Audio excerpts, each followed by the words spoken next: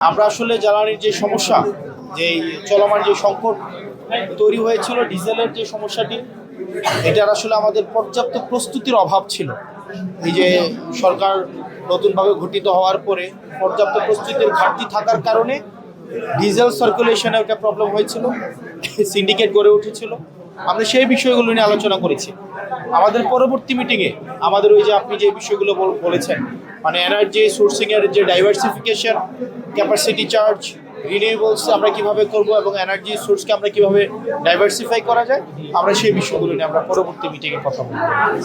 কুমিল্লায় আইন শৃঙ্খলা পরিস্থিতির ব্যাপক অবনতি, স্ত্রীকে ভাঙিয়ে দর্শন, চাঁদিনা কিশোর গ্যাং, সার্বিক দেশের আইন শৃঙ্খলা পরিস্থিতি নিয়ে আপনাদের আসলে এই মুহূর্তে সারা দেশের আইন শৃঙ্খলা পরিস্থিতি ক্রমশ অবনতি তো হচ্ছেই, এটা আমরা দেখতে পাচ্ছি। এবং যিনি এই বিষয়ের দায়িত্বে রয়েছে, আমার মনে হয় যে এই প্রশ্নটি মাননীয় স্বরাষ্ট্রমন্ত্রী যিনি আছেন, মাননীয় স্বরাষ্ট্রমন্ত্রীর কাছে করলে মনে হয় সদুত্তরটি পাওয়া যাবে। যে আসলে মানুষ তো বলছে এখন যে আইন শৃঙ্খলার ক্রমশ অবনতি হচ্ছে।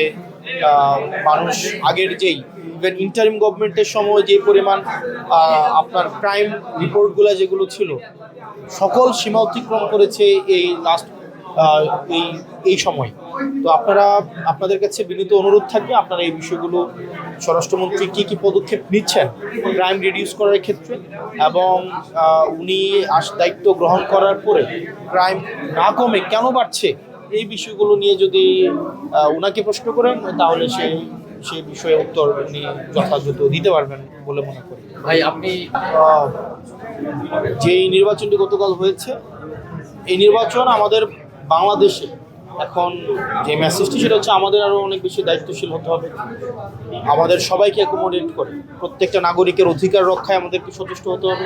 আমাদের দেশে যাদেরকে আমাদের রাজনৈতিকভাবে সংখ্যালঘু মনে করা হয়, তাদের অধিকার রক্ষায়, তাদের অধিকার সুরক্ষায় আমাদেরকে আরও বেশি সচেষ্ট হতে হবে, যাতে করে একটা বৈশ্বিক একটা বার্তা যায়।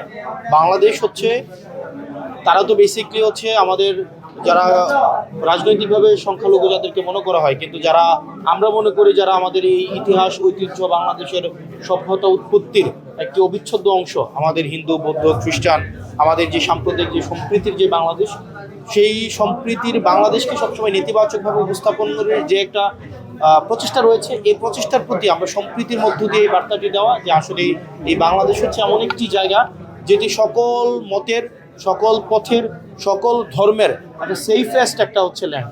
এবং এটি আমাদের যদি আমরা সুরক্ষা করতে পারি, তাহলে আমাদের হচ্ছে যে ইন্ডিয়াতে যে নির্বাচন পরবর্তী যে আমাদের বাংলাদেশে যে আমরা ইম্প্যাক্টের সংখ্যাটি করছি, নেতিবাচক ইম্প্যাক্টের সংখ্যাটি করছি, সেটি আসলে থাকবে না। তখন এই বিষয়গুলো নিয়ে আমরা আমাদের পার্টির, আমাদের যারা বাজেট টিম আছে, আমাদের পার্টির যারা হচ্ছে বিজনেস, আমাদের হচ্ছে ইন্ট্রা স্টেট বিভিন্ন ফ্যাক্ট অ্যানালিসিস করে তাদের সাথে আলোচনা করে এই বিষয়গুলো নিয়ে আসলে ওনারা একটা ক্রিটিক্যাল এবং ডেটা রিলেটেড পর্যবেক্ষণ ওনারা দিতে পারবেন বলে আমি মনে করি।